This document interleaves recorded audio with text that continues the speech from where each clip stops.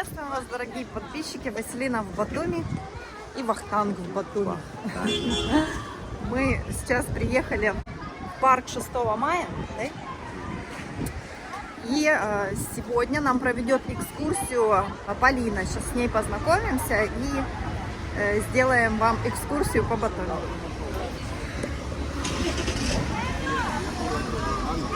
Сегодня какой-то праздник тут.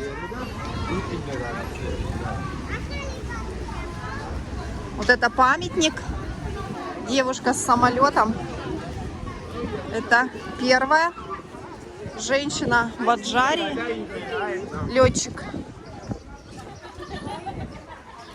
Собираетесь приехать в Батуми? Можете обращаться к нам по любым вопросам. Аренда квартиры, апартаментов. Мы расскажем вам, где попробовать самый вкусный хачапури по-аджарски. С нами вы вкусите самое лучшее грузинское вино. Для вас мы составим персональный туристический маршрут. В общем, обращайтесь к нам в WhatsApp. И будьте уверены, мы познакомим вас с нашим любимым городом так, что вы влюбитесь в Грузию и Батуми, так же, как когда-то влюбились мы. Окончательно и бесповоротно. Также мы занимаемся куплей, продажей недвижимости в Батуми и берем от собственников под управление апартаменты и квартиры. Обращайтесь к нам в WhatsApp, Viber. Будем рады сотрудничеству. Меня зовут Полина. Я в Батуми живу 3 года. Вот, из Санкт-Петербурга я приехала. До этого я вела тоже экскурсии по Санкт-Петербургу. Вообще у меня образование экскурсовода, гида.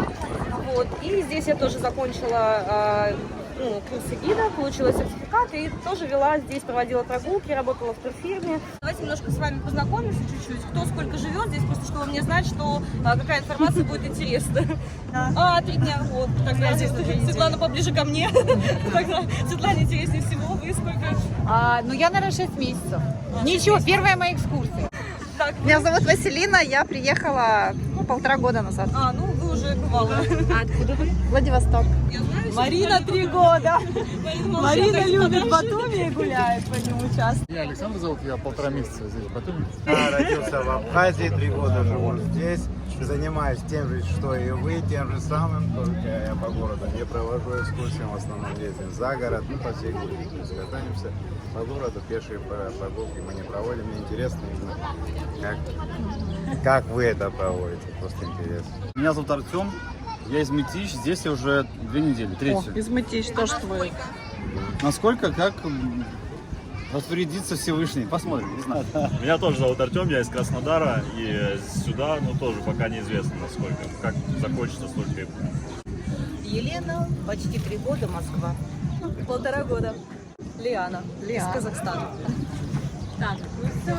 После Османской империи, здесь было захвачено Османской империей, сначала государство, это все, западная Грузия, вот. И после уже водворения Османской империи, Российской империи, уже Батуми основался и уже стал расширяться, то есть он стал вот таким, как мы его сейчас видим, уже были застройки, до того он был небольшой, то есть это был порт, но это была как небольшая такая деревня, то есть все, что было как постройки, жили только именно вокруг, где было море, где был порт, только там.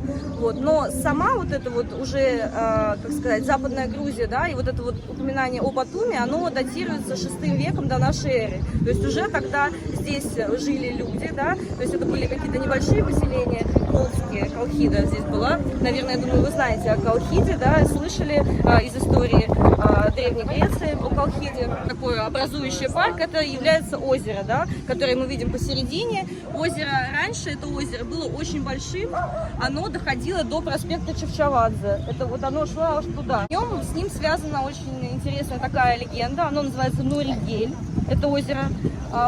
И с ним такая легенда, здесь раньше было абхазское поселение. То есть абхазы, из Абхазии, здесь было абхазское поселение, и когда-то давно мальчик маленький утонул в этом озере. То есть он просто гулял, озеро было большое, оно затянуло его, и его, по разным источникам разные есть, по-разному говорят, но мне больше нравится дедушка. Его дедушка, он очень любил своего внука, и каждый вечер приходил и постоянно звал его, говорил: «Нури, вернись». Мальчика звали Нури. И как бы, получается, по-турецки, тогда абхазы говорили здесь на турецком языке, потому что здесь было, ну, все было Османская империя, Турция, вот, и это означало Нури Гель, то есть Нури, вернись, он его постоянно звал, и после этого уже так начали называть это озеро, вот такая вот легенда. Значит, сам парк, как в таком уже виде, более таком цивилизованном, он был основан как раз вот при Александре Третьем, да, когда открыли здесь гимназию мужскую, да, надо было где-то прогуливаться студентам, обычно так всегда было, и вот как раз этот парк, вот так вот его разбили и основали его в этот момент. Значит, в парке находится зоопарк, аттракционы, а вот там вот дальше зоопарк, он тоже был основан тогда же, когда и парк, это где-то 1888 год, то есть это очень, на самом деле, старинный парк. Вот. И там находится дельфинарий. Кто не был в дельфинарии, всем рекомендую. Вот. Представление там проходит сейчас по воскресеньям. 16:00, да. если что. По воскресеньям, да, только представление по классное на самом деле. Вот. Кто даже был в Сочи и уже вот здесь дельфинарий, говорят, что этот дельфинарий интереснее и лучше. Поэтому всем от души рекомендую туда сходить. Тем более воскресенье завтра. Да, завтра воскресенье можем сходить. Кстати, я слышала, есть девочка знакомая, которая там работает. Она сказала, что у них только те дельфины, которых спасали именно ну, там, от браконьеров, вот такое вот что-то. Кстати, с дельфинарием тоже интересная история связана. Ну, тоже такая типа легенда. Вот, но есть даже фотоподтверждение. В дельфинарии в этом жил пингвин. Значит, один моряк привез себе из рейса пингвина. Ну, он как бы мечтал о пингвине, вот, но как-то что-то не срослось у него с пингвином, то есть они вместе с ним жили, но не ужились. И поэтому, как бы, куда деть пингвина здесь? Вот. Куда деть пингвина, поэтому он отдал его в дельфинарий. И пингвин, он очень там плавал, он прямо дружил с дельфинами, ему очень нравилось с ними. Но, как бы, он был такой свободолюбивый, и он постоянно уплывал через вот эти вот сточные... Пингвин, он же такой, как бы, да, везде пролезет, вот. И он один раз уплыл, они его поймали, он перебежал даже через дорогу, побежал туда уже на пляж. Туристы обалдели, что смотрят, бежит пингвин вообще, где они находятся, это же Батуми, и тут бежит пингвин. Солнечные часы по Гринвичу, можно определять время, кому хочется, кому интересно, попробуйте. Вот здесь вот есть инструкция.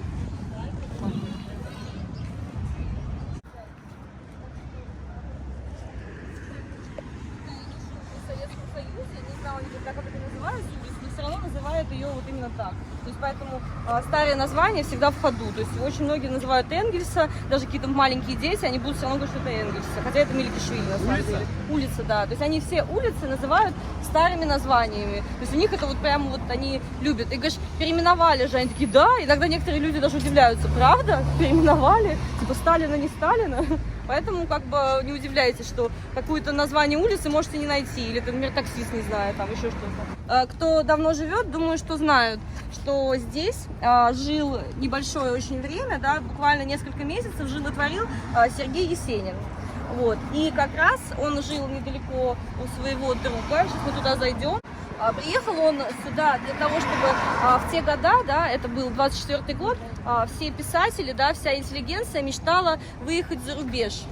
Потому что были странные времена, да, это было разруха одного государства, да, становление другого, да, что-то типа как сейчас. И интеллигенция, она очень много выезжала, да.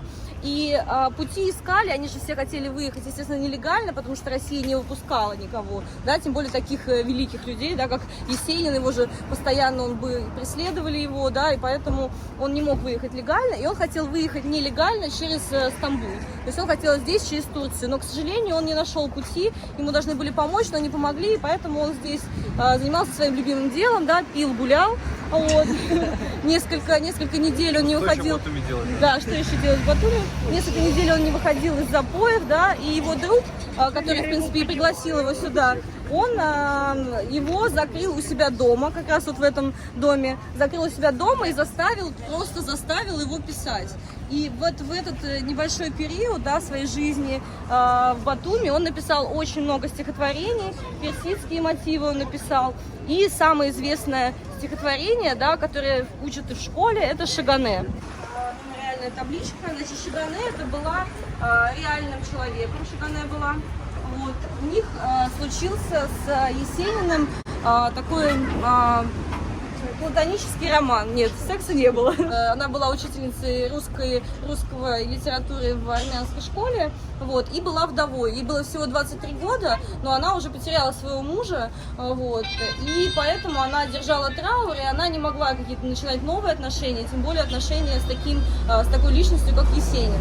Вот, поэтому они очень долго гуляли по парку, общались, посещали литературные вечера, и очень Есенин проникся к ней, да. И Есенин после того, как уехал из Батуми, через несколько месяцев покончил жизнь самоубийством.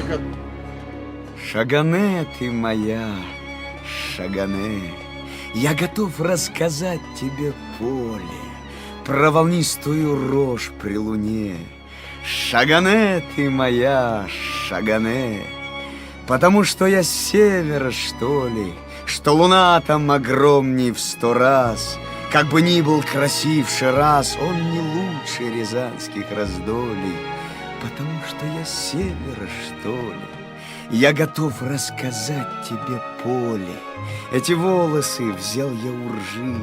Если хочешь, на палец вяжи. Я нисколько не чувствую боли. Я готов рассказать тебе поле. Про волнистую рожь при луне, по кудрям ты моим догадайся. Дорогая, шути, улыбайся, не буди только память во мне про волнистую рожь при луне. Шагане ты моя, Шагане, там на севере девушка тоже, на тебя она страшно похожа, может, думает обо мне. Шагане ты моя, Шагане. В доме бывал не только Есенин, да, и многие другие писатели известные. И один из писателей, вот так же, как и мы с вами, да, примерно, может быть, также весной прогуливался по вот этим аллеям. Вот, он тоже хотел уехать в Стамбул, да, у него тоже не получилось, закончились деньги, ему приходилось даже на местном рынке продавать примусы, вот, и как-то шел он здесь, не знал, что ему делать, как ему жить дальше, вот, и ему навстречу шла женщина, она была в красивом белом платье, в белой шляпке, и в руках она несла веточку мимозы, как раз цвела мимоза. Это была Маргарита Петровна, а этот писатель, это был Булгаков. Именно здесь Булгаков встретил свою Маргариту, и именно с нее, вот с этой женщины, он писал, именно в романе описал Маргариту из романа. Вот. Она ему очень помогла, да, она была тоже замужняя дама, жена чиновника местного, но они с Булгаковым подружились, вот, она ему оказала и материальную, и моральную помощь, да, то есть он смог уехать и сохранил навсегда вот это вот воспоминание об вот этой прекрасной женщине, и поэтому увековечил ее в своем романе. Многие фразы, которые говорит Маргарита из романа, да, произносила настоящая Маргарита, то есть он именно переписал это с нее. И образ, и... В романе она тоже была женой чиновника. Да, да. Там очень многое совпадает. Если знать историю и читать, ну, как бы сопоставлять с романом, то очень многое, ну, совпадает. Булгаков вообще потом он написал еще роман про жизнь Сталина в Батуми, он так и называется «Батум», это была пьеса, ее один раз давали, вот эту пьесу, да? Вот «Молодой Сталин». Да, «Молодой Сталин». Сталин сказал, что да, все. в молодости мы все совершаем ошибки, никому не интересен. Да. Молодой Сталин и запретил. Да, и он ее запретил, да, это тоже еще был одним из ударов Булгакову. Вот. И, то есть, жизнь Булгакова тоже была связана с Батуми. Вот. Из современных таких писателей, поэтов можно отметить еще Высоцкого, который тоже любил Батуми, любил здесь отдыхать. Они ездили в круиз с Мариной Влади и здесь останавливались в Батуми. Высоцкий первый раз вообще оказался. Они снимали фильм «Вертикаль» именно в Сванетии. То есть вот этот вот в Сванетии снимали. И после Сванетии решили приехать отдохнуть в Батуми. Вот это тогда он посетил первый раз, ему очень понравилось. Вот, и потом уже в круизе, когда они были, тоже он здесь останавливался. И еще вот такой факт интересный про Высоцкого. С Мариной Влади они свадьбу отмечали Я в буду Тбилиси. сохнуть от тоски и сожалеть, проглатывая слюни, что не доел в Батуми шашлыки и глупо отказался от сулугуни. Да, да. От Сулугуни это отказываться глупо, не отказывайтесь. О, там много, пусть много говорил да, да. Белиберды, наш тамада, вы тамаду не троньте, за родину был тост Алаверды, за Сталина я думал, я на фронте. В общем, в гостинице «Шератон». Сама форма гостиницы, вообще само здание, оно повторяет одно из чудес света, из 7 чудес света, Александрийский маяк.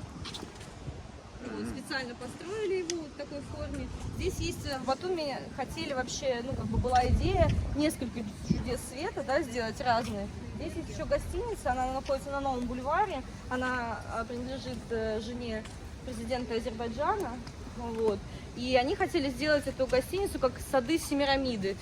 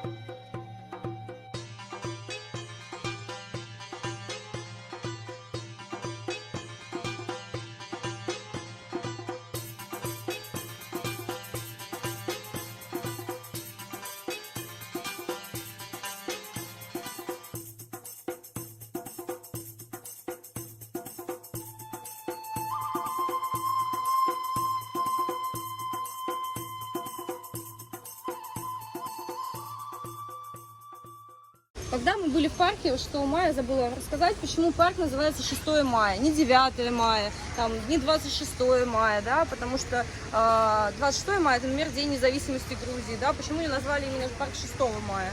Многие не знают, и многие туристы нас спрашивают, думают, какая-то ошибка.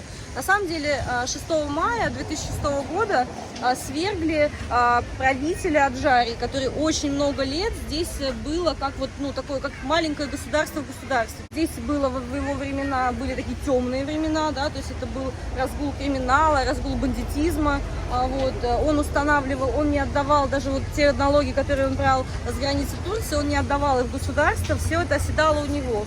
И у него были очень большие коллекции произведений разного искусства, да, он вообще очень любил такую богатую жизнь, вот, и вот эти вот скульптуры, которые здесь установили, они времена года, здесь вечером играет музыка у них, как раз недавно их достали из вот этих вот запасников Абашидзе, еще до сих пор достают его, вот эти вот то, что он покупал, ну, он как бы себе туда куда-то хотел себе, но вот в город до сих пор еще вот эти скульптуры достают и выставляют. Полочками летний театр. Летний театр этот, он восстановленный, до него в 50-х годах тоже был построен театр, но он сгорел, так совершенно как будто случайно. И потом на этом месте начали строить, как раз это было времена Абашидзе, вдруг начали строить какую-то непонятную вещь, да, оказалось, что Абашидзе строит себе мавзолей, то есть он хотел построить себе мавзолей, чтобы там лежать как Ленин. Гостиница «Интурист». В Советском Союзе любили название «Интурист», да, «Интурист» это значит что-то очень классное, где иностранцы, да, приезжают, и всегда как бы какая-то жизнь кипела вокруг вот таких вот гостиниц. Здесь, в этой гостинице, были все сотрудники, все были сотрудниками КГБ, то есть все вообще, даже от официантки, все были у них в штате, потому что здесь полностью велась прослушка вообще всего. Вот. И очень интересная история постройки этой гостиницы. Раньше на этом месте, еще при Александре Третьем, когда тут как только освободили Западную Грузию от Османской империи, был заложен храм. Храм Александра Невского, он был такой, именно такой очень красивый, в таком русском стиле.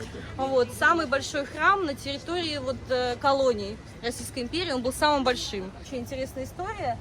Очень многие гиды здесь рассказывают, что это привез проект этой колоннады Горький.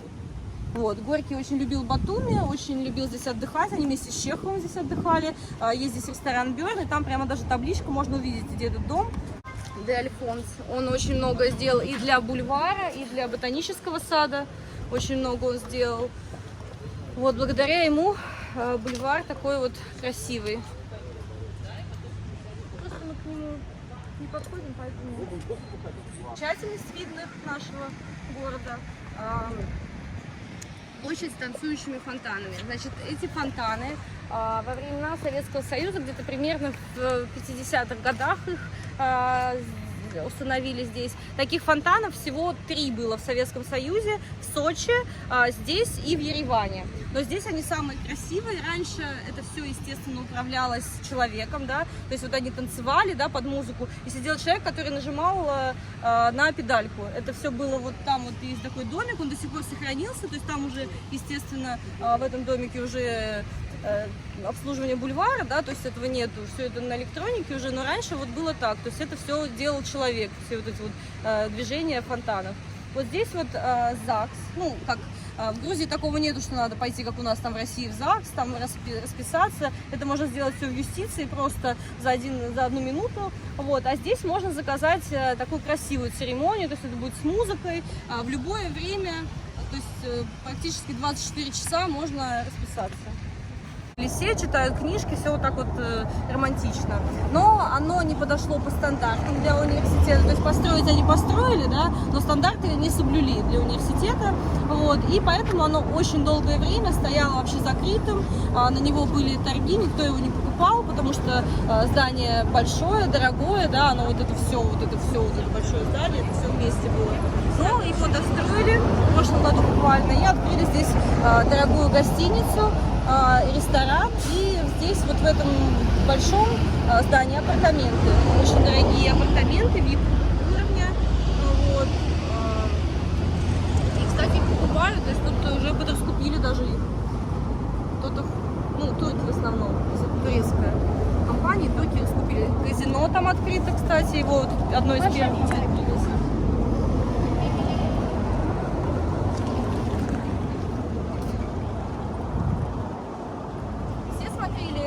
Фильм «Любовь и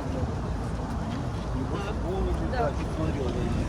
Съемки на море в фильме «Любовь и голуби» происходили в Батуми. Значит, возле Хилтона есть такое кафе «Фантазия», оно называется, в виде осьминожки. Его тоже недавно отреставрировали. Там как раз оно очень много попадает его именно в кадр. Там и пирс, откуда они ныряли, где они сидели как раз. И вот здесь вот есть еще, когда, снимали в Кабулете, где вот этот вот именно санаторий, вот, а рынок снимали, по-моему, тоже в Кабулете, а вот здесь вот в этом кафе, Кофетопия, оно даже сохранился интерьер внутри, вот именно с тех времен, как, снимали этот фильм. Снимали тоже сценки, где они сидят, там даже если, посмотреть внимательно, даже видно вот этот вот дом, то есть он как раз сохранился, так и остался. И вот интерьер, это кафе называлось «Восточная сказка». То есть такой восточный интерьер внутри, да, по всему миру. Вот это вот здание, оно скопировано с Нью-Йорка. То есть в Нью-Йорке есть здание один в один, они как раз вот его скопировали. То есть оно там более высокое, вот, а так оно скопировано. Здесь вот сейчас идет реставрация. Здесь была раньше в советское, очень долгое время была аптека. Самая известная аптека номер 1 в этом здании. Вот, а так это князей Потемкиных был дом раньше, при царские времена. Это все новострой. Здесь раньше был кинотеатр Тбилиси. Один кинотеатр. Вот здесь прямо вот на этом месте, вот где фонтаны сохранились еще от кинотеатра Тбилиси. То есть их просто отреставрировали и оставили. А так здесь был кинотеатр, такой в советском стиле. Его разрушили, построили вот эти все здания, да, все новострой пошло. И здесь были апартаменты у Валерия Меладзе. Валерий Меладзе, он выходец из Батуми, как раз они жили в БНЗ, да, то, что сейчас Вахтанг рассказывал. Вот это вот магнолия, да, ее посадил Айвазовский. Наверное, некоторые не знают, что Иван Айвазовский на самом деле был Аванес Айвазян. Вот. Но когда при царской России, да, было сложно очень пробиться тем, кто имел фамилию, да, какую-то вот из именно колонии, да, каких-то Российской империи. И поэтому все грузины меняли фамилии на русские, да, и вот также и армяне тоже, чтобы чего-то достигнуть в жизни, стать каким-то чиновником, иметь успех где-то там в театре, да, в какой-то культурной сфере, нужно было фамилию иметь все-таки русскую. И поэтому Айвазовский так и сделал, да, Айвазян. Айвазовской. Но вот это магнолию он посадил, и она до сих пор цветет именно в память о нем.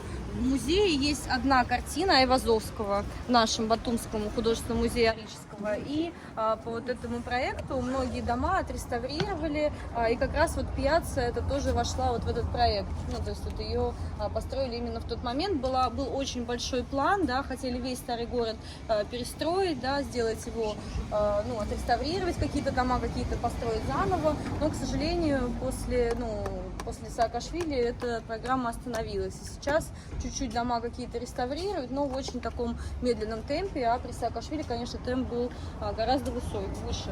Вот. Здесь, на этой площади, да, хоть у нее такое итальянское название, здесь мы можем увидеть и какие-то чешские мотивы, да, и Италию. То есть здесь вот такое вот смешение стилей. Здесь на площади это все отели.